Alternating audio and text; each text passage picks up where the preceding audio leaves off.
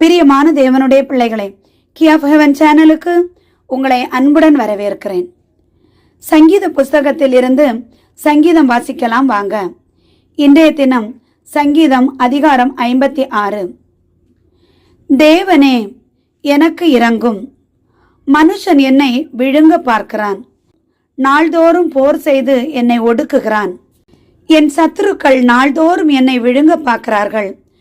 உன்னதமானவரே, எனக்கு விரோதமாய் அகங்கரித்து போர் செய்கிறவர்கள் அநேகர். நான் பயப்படுகிற நாளில் உம்மை நம்புவேன். தேவனை முன்னிட்டு அவருடைய வார்த்தையை புகழுவேன். தேவனை நம்பி இருக்கிறேன், நான் பயப்படேன். மாம்சமானவன் எனக்கு என்ன செய்வான்?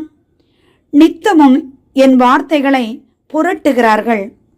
எனக்கு தீங்கு செய்வதே அவர்கள் முழு எண்ணமாயிருக்கிறது. அவர்கள் ஏகமாய் கூடி பதிவிருக்கிறார்கள்.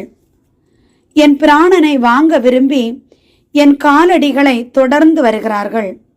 அவர்கள் தங்கள் அக்கிரமத்தினால் தப்புவார்களோ? தேவனே, கோபம் கொண்டு ஜனங்களை கீழே தள்ளும்.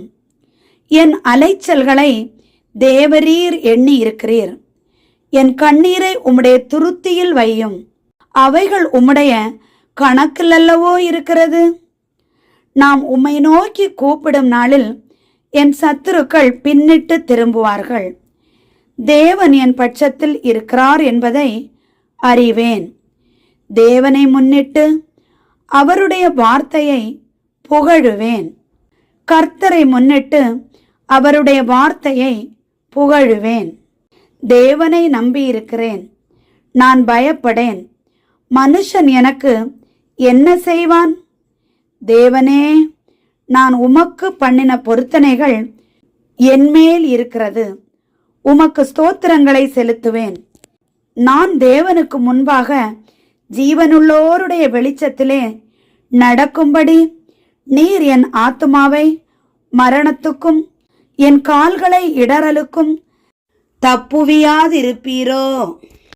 பிரியமான தேவனுடைய பிள்ளைகளே, இன்றைய தினம் சங்கீத புஸ்தகத்திலிருந்து அதிகாரம் 56 வாசிக்க கேட்டீர்கள்.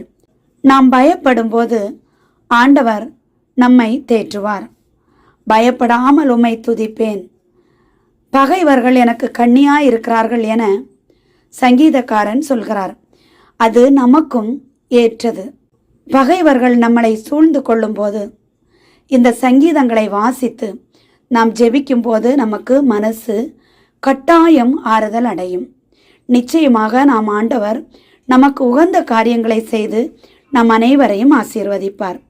இவ்வார்த்தையின் வாயிலாக நம் ஆண்டவர் ஒவ்வொருவரையும் ஆசீர்வதித்து ரட்சித்து காப்பாராக. ஆமேன். என்றும் அன்புடன் லைலா ஜேசுபாலன்.